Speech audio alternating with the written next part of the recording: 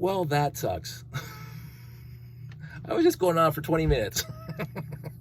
Forgot to press play. Well, I pressed play, I thought, but now I see the numbers going up. Anywho, so I'm not gonna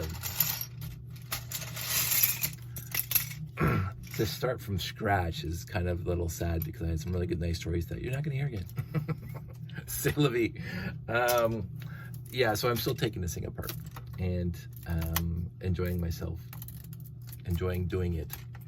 Get your mind out of the gutters.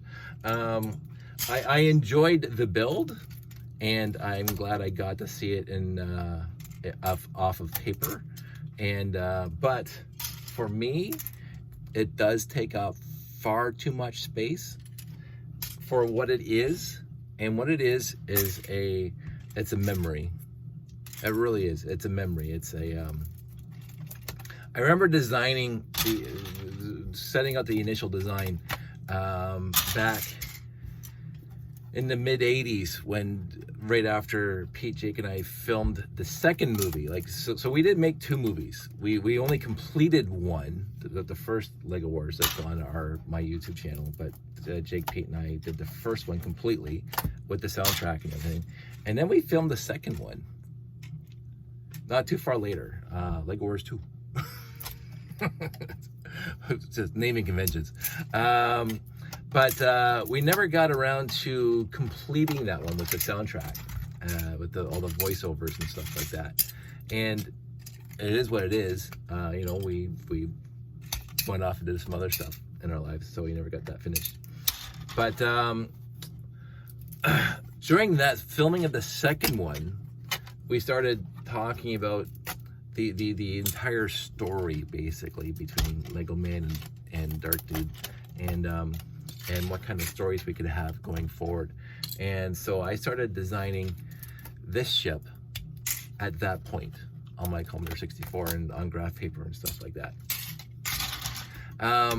And as I was building it in real life a couple months back, I started reminiscing and remembering what I had to do in order to design it in the first place. Because of course I didn't have the pieces to build it in real life.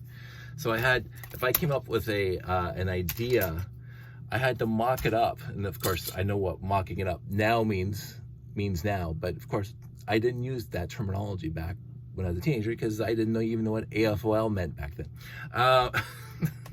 Even though I was going to become one. So if I was designing something for this ship, and I came across an idea that I wanted to try, I would build that little section of the wing plate of the primary hull, we want to call it, the where people are sitting and stuff like that. I could build that, like a little vignette of that, but of course I couldn't build the whole thing. And even the wings that has that stripe of the wing plates going down the sides there on that little strip there, I needed to know how to keep those pieces together. And so I had to build as big as I could, one, so I could figure out how much weight and how far it could span and blah blah blah. And so I remember doing that when I was actually building it. I remember designing it back then, 40 plus years ago. And so there was a lot of memories. I gotta say, there was a lot of memories when I was building this thing. And it was so thoroughly enjoyable to revisit those memories that I had when I was a kid. And the kid being a relative term of, I was 16, 15, 16, 17. We were in high school when we did the, I think we filmed Lego Wars in 1984. So I would have been 16-ish. Yeah, 16. So, and the Lego Wars 2, so same year. And so when I was designing this, of course I had my Commodore 64. Which of course I did, and the best computer ever made. But But I was designing it on paper first, and then I thought I'm gonna move to graph paper because just I'm not the neatest drawer in the world, and having graph paper was fantastic. So then I drew the whole thing on a graph paper, and and graph paper I won't say is one stud equals one square in the graph paper, but it's pretty close enough, right? So when I got to design this thing on graph paper, I got to see how big it was going to be. Which was astounding, actually. And I realized there was just no way I was going to be able to build this thing back then with the parts that I had in my collection.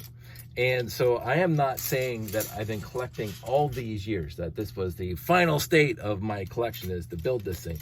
But it was part of the reason that I collected classic space so much when I was in my late teens and early 20s, and going into garage sales and stuff like that, and the flea markets and all that stuff, and putting the ad in the paper. I was looking for classic space, light gray as much as possible, and I got a whole bunch of other parts from other series and stuff like that. But in the end, in the back of my head was always that plane that's sitting in that book right over there. Right. So now that I got it built, and again, I still couldn't build the whole thing perfectly. I had to substitute some colors, which is fine. because again, I have the pieces, but they're taken up with the other sets that I built and the layout, which is more important to me than this thing was. And the layout was an evolution to the point where my building technique over the years has changed. I mean, again, I'm a hack builder at best. Wow, I need a haircut. I'm a hack builder at best, and I have no problem saying that. I love my building style.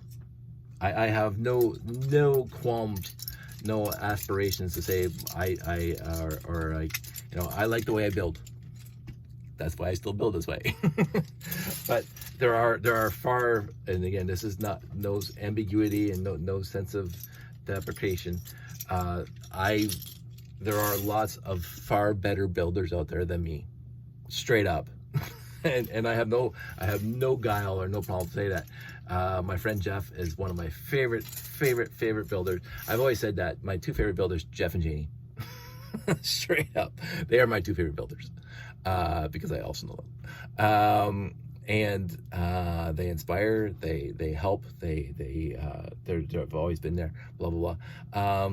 But their building style is fantastic, and they unlike me, they put themselves out there. I'm gonna go try this.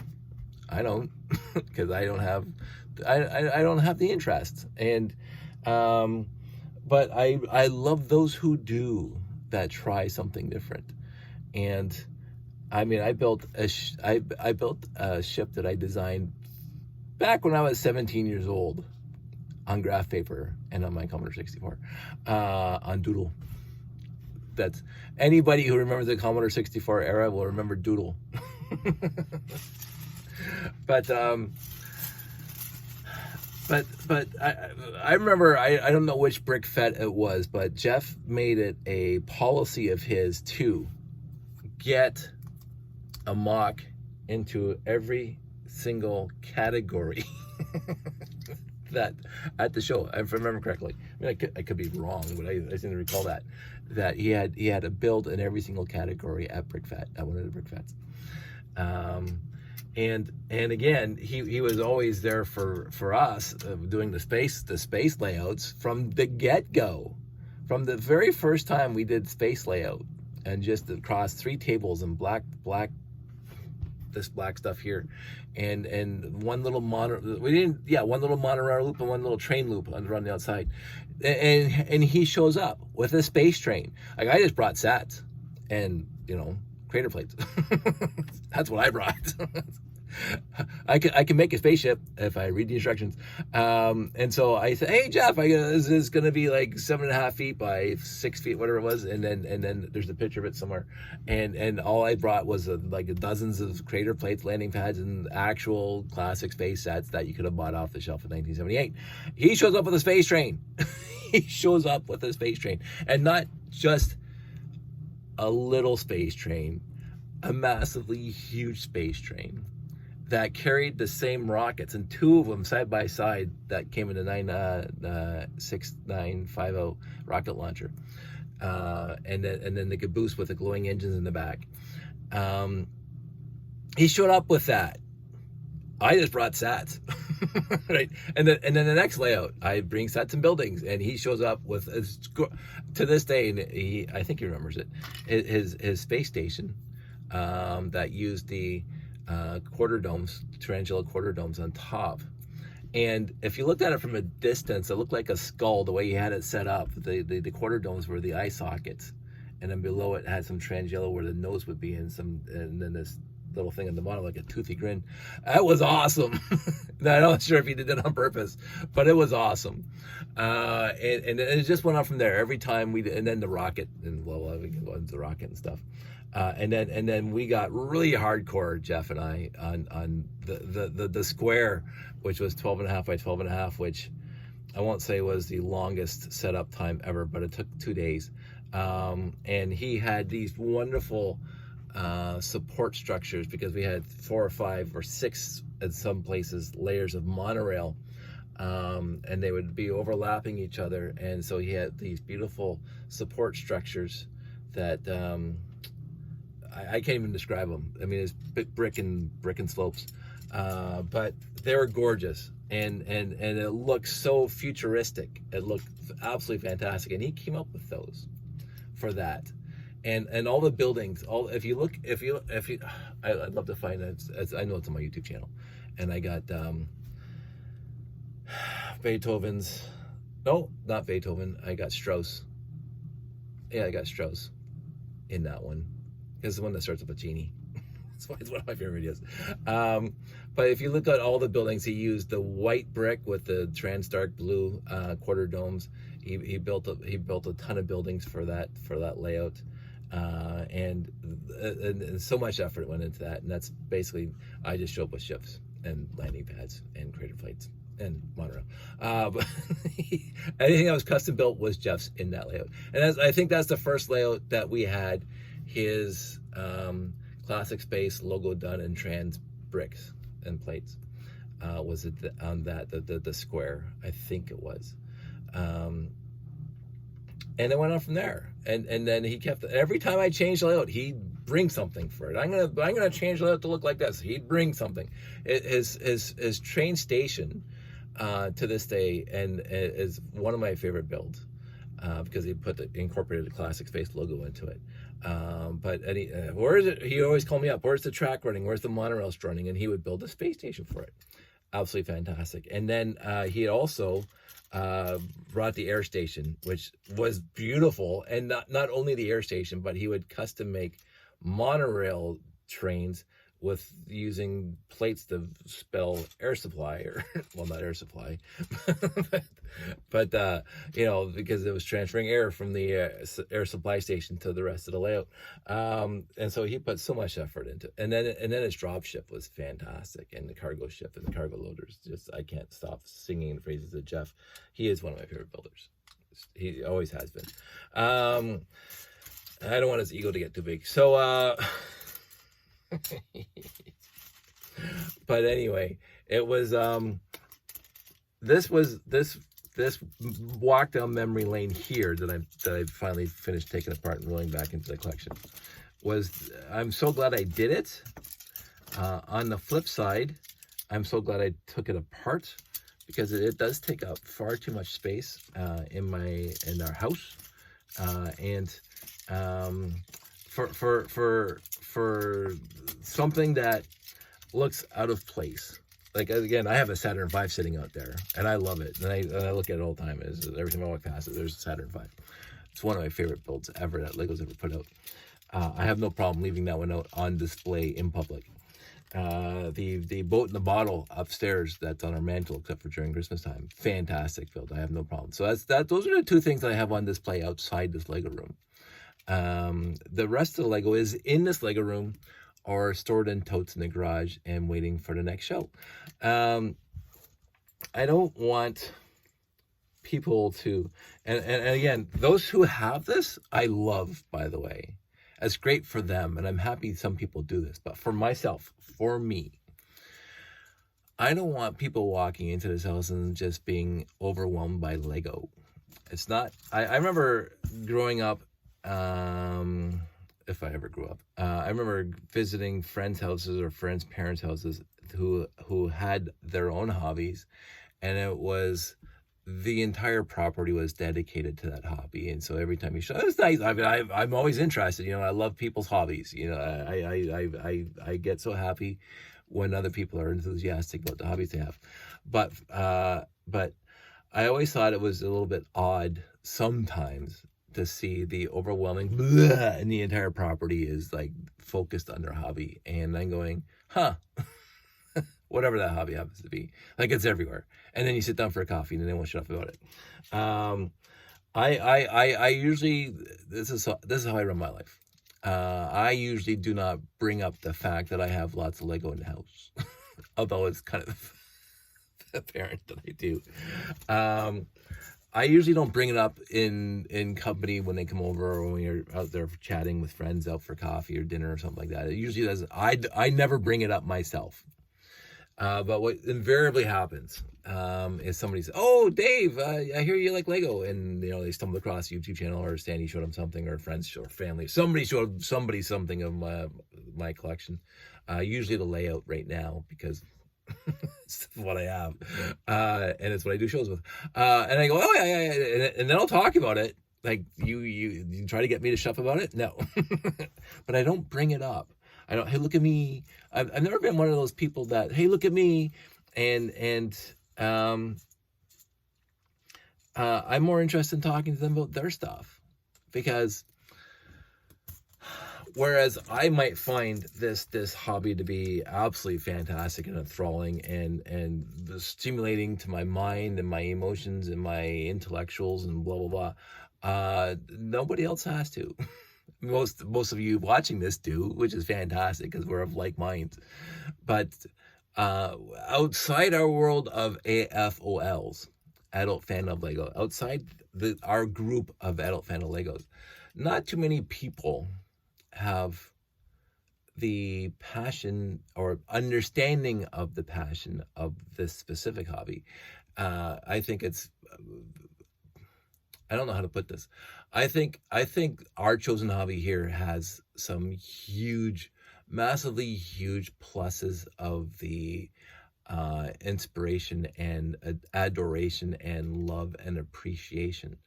Whereas a lot of people's hobbies are scrapbooking, which is great, and they love showing off their scrapbook, and you know, but there are scrapbook conventions, right? Everything has a convention these days. So do they go? I don't know. But I do know that in our group of friends of who love Lego, that I find it different, and that's because maybe I'm in it, and maybe the scrapbookers have the same kind of passion that we exhibit and exude. But anyway, that's a whole other topic about the passion and stuff. I do know that I try not to talk about myself too much when I'm in company, out for dinner and stuff like that, especially when it comes to my hobby. But when other people bring it up, I'm going to talk about it. So that's something else I'm going to talk about. So in the end, I think I have taken apart most of my stuff. I didn't take apart these guys because I wanted to talk about them a little bit because I think they're pretty cool. But then I'm looking at them and they go, oh, me. If they're not in the ship, it's kind of me. There was a whole bunch of other stuff I talked about for 20 minutes, and this is not even 20 minutes now, and I kept it more focused this time. For you, what I do for you, my fans. I mentioned the Commodore 64 a lot more in the last video than this one, because it's, you know, part of it, because this thing was designed on a Commodore 64. But I don't care. I got some other stuff to do. I'm going to start putting these pieces in the bin, and then I'm going to make some more videos. So you guys out there, stay safe, take care, and I hope you're doing well. I've tested negative for the last bunch of days. I still have this cough, but I had the cough before. The cough has been lasting months and months and months. And the doc says it's been going around. So there's a cough that's been going around, and people have for months and months and months. I have no fever. I have no problem. I have no sickness. And I am feeling much better. I still wear a mask out in public. And that's just because I'm overtly cautious right now. And I believe I'm not contagious. I'm just listening to the smart people who say I'm not contagious anymore. But on the flip side, I also don't want to catch anything again, because that was something. I mean, it wasn't, I've had worse flus. I've been sicker than the COVID that I had since last, not this Thursday, but the Thursday before. Friday, Saturday were the worst. And by Monday or Tuesday, I was feeling mostly fine. I will say that I was always cold. Like I wrapped myself in a sleeping bag to stay warm. Even when I went to work after Tuesday, I went back to work Wednesday. That's right, because of Tuesday, I was still home, and I was cold. I really was. I'm better now. I don't feel it. Look at the hair. Holy moly. Definitely a haircut.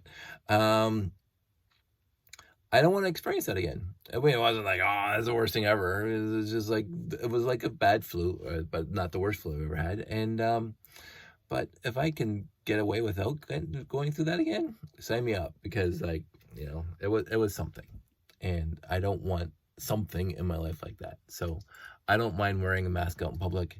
Some people stare. Go screw yourselves. Some people still have, oh, you're, you know, COVID and woke and whatever else. Like, I just don't care anymore. I'm far too old to give a rip about what other people think about me. I'm gonna wear a mask if I want to wear a mask. So that's it. That's all. You guys all stay safe, take care, and I will talk to you soon.